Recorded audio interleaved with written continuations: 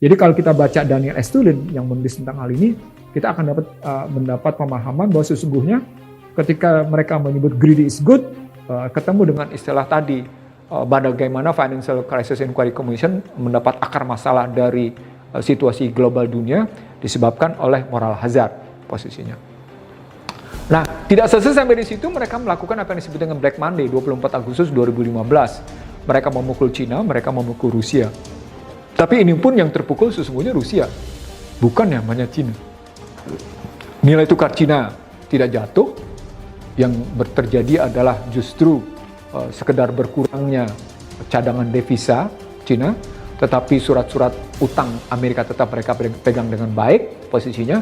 Sebaliknya, Rusia terpukul karena Black Monday posisinya, terbukti dengan terkuncinya transaksi merchant to merchant karena di-lock-nya, dikuncinya penggunaan Visa dan Master, dan Rusia menyadari betapa pentingnya payment sistem pembayaran mereka kendalikan sendiri.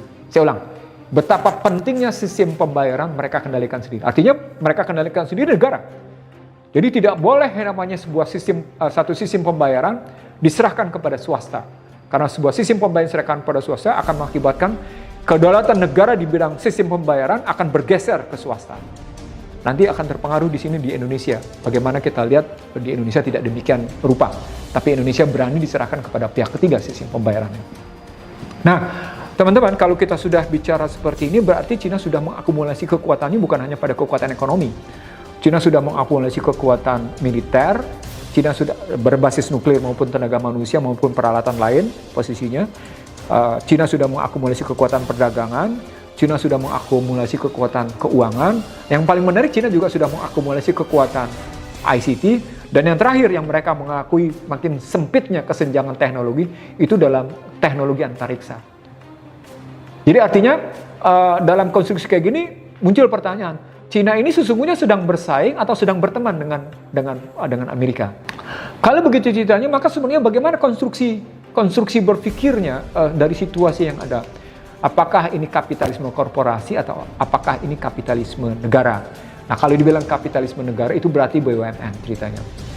Nah, sampai di sini kita ngelihat ternyata selama krisis keuangan global sampai dengan hari ini, Cina yang digembar-gemborkan ekonomiknya bakal ambruk, Cina yang digembar-gemborkan perekonomiannya bubble penuh dengan gelembung, Cina yang digembar-gemborkan bakal berantakan karena gagal merespon pertumbuhan kemiskinan, Cina yang digembar-gemborkan dengan jumlah penduduknya yang demikian besar, itu ternyata bisa bertahan. Bahkan dalam situasi global pandemi ini yang mereka rancang, yang dirancang itu, Cina tetap punya pertumbuhan ekonomi yang positif, gitu posisinya.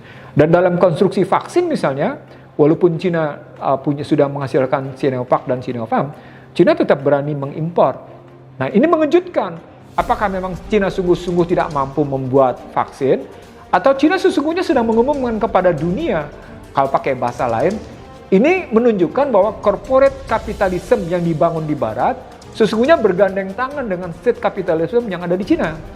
Jadi kita tidak bisa murni menyatakan bahwa ini sudah terjadi persaingan tajam antara Cina dengan Barat. Tidak, belum tentu. Karena baik corporate capitalism maupun state capitalism pada hakikatnya adalah sebuah sistem fasis.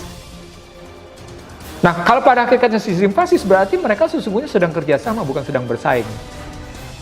Nah, dari konstruksi seperti ini, maka cerita tentang One World Governance, OWG, pada hakikatnya adalah apa yang disebut dengan tata pemerintahan tunggal dunia. Pada hakikatnya adalah New World Order, tatanan dunia baru.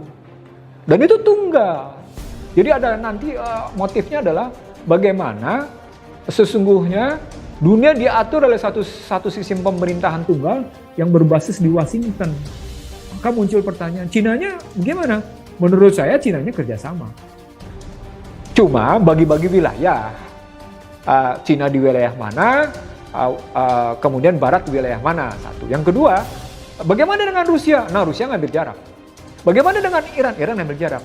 Di sana, seperti diakui dalam National Defense Strategy of US, sesungguhnya yang dihadapi oleh Barat adalah 4 negara. Pada tahun 97 itu mereka ngakui ada 7. Ada Korea Utara posisinya, Ada Iran, ada Irak, ada Libya, ada Syria, ada Rusia, ada Cina. Nah, setelah yang namanya Libya, Syria, Irak kena, berarti cuma tinggal 4. Cuma tinggal Korea Utara, posisinya, Iran, Rusia, dan China. Nah, ketika Cina-nya bergandeng tangan dalam bentuk fasisme, berarti cuma tinggal Rusia bersama Iran, posisinya, dan Korea Utara. Nah, ketika kita tahu bahwa akan ada kecenderungan kerjasama yang erat antara Rusia dan Iran, ini berarti pertarungannya bukan cuma sekedar pada pertarungan banyak-banyakan senjata nuklir. Nah, karena itu kata kuncinya ada soal teknologi maju dalam perindustrian pertahanan. Nah, dari konstruksi seperti ini, kita tinggal pilih sekarang. Kita mau seperti apa? Ini yang perlu kita tahu, teman-teman sekalian.